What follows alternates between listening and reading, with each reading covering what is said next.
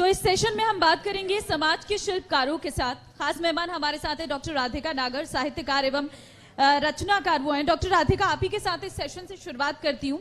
सबसे पहले तो आपके बारे में जानना चाहूंगी, क्योंकि आप लिखती भी हैं और आपने कई सारी किताबें लिखी भी होंगी। एक्सपीरियंस शेयर करिए।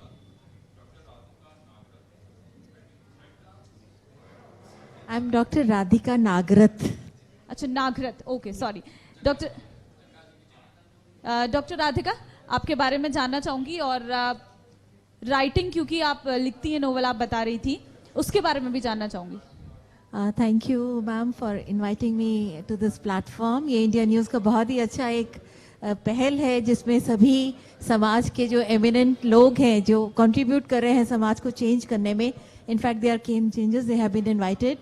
मैं अपने बारे में शॉर्ट में बताती हूँ कि शुरू से ही सेंसिटिव रही हूँ, तो राइटिंग को एज ए पैशन मैंने डिफरेंट न्यूज़पेपर्स में लिखना स्टार्ट किया एज ए कॉरेस्पॉन्डेंट, और कुछ बुक्स भी लिखी हैं मैंने इंडियन कल्चर पे।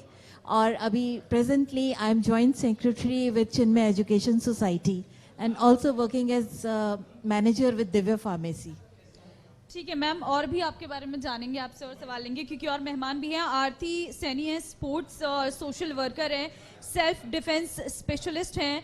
आरती जी, सबसे पहले आपके बारे में भी और विस्तार से जानना चाहेंगे, क्योंकि आप सेल्फ डिफेंस पे सबसे ज़्यादा काम करती हैं, आपने बताया।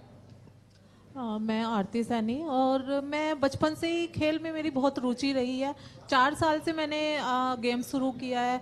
तो मैं यूपी से हूँ, यहाँ पे मैरिज हुई है, तो कुछ चीज़ें हम ऐसा फेस करते हैं, तो उस टाइम पे वो चीज़ें लगने लगती है कि बड़े होके मुझे इस पे काम करना है, और इसीलिए मैंने सेल्फ डिफेंस पे बहुत काम किया है और उसमें हम काफ़ी सक्सेस भी हुए हैं। तो ज़्यादा मेरा कोशिश यही रहती है कि हम लोग शहरों में तो बहुत सारी फैसिलिटीज़ बच्चों को मिल जाती है, तो ग्राम क्षेत्र की तरफ को हम ज़्यादा बढ़ रहे हैं। सिटी में भी हम बहुत काम कर रहे हैं सेल्फ डिफेंस पे। तो स्पोर्ट्स पे मैं नेशनल प्लेयर रही हूँ, इंटरनेशनल ताइक्वांडो में रही हूँ, वुशु में नेशनल प्लेयर रही हूँ।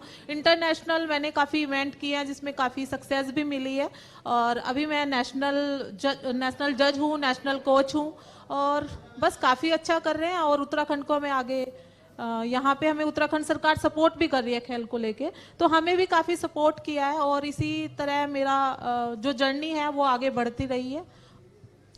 ठीक है, अमित सैनी समाज सेवी हैं, आस्था हेल्प फाउंडेशन के। अमित जी, सबसे पहले तो मैं आपके फाउंडेशन के बारे में भी जानना चाहूंगी। आस्था हेल्प फाउंडेशन क्या है, क्या मोटिव है आपका?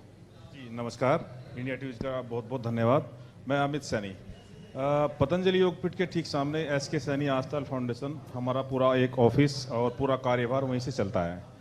और जो हम इसमें जो हमने ये अपने पापा के नाम पे मैंने एक SK सैनी आस्था फाउंडेशन बनाई है, इसमें एक मेरा सपना है, इसमें गरीब जो बेटियां हैं उनकी शादियां करने का जो मेरा एक इसमें अपना रुचि जताई है। इसी साल से मैं 25 दिसंबर तुलसी दिवस के दिन अपनी यानी गरीब बेटियों की शादी भी करने जा रहा हूँ। और जितने भी समाज के एजुकेशन पे भी हम ध्यान देते हैं, और जहाँ भी गरीब बच्चे हैं, जैसे कुछ आश्रम में चले जाते हैं, और बहुत सारी ऐसी जगह हैं जहाँ पे हम कार्य करते रहते हैं।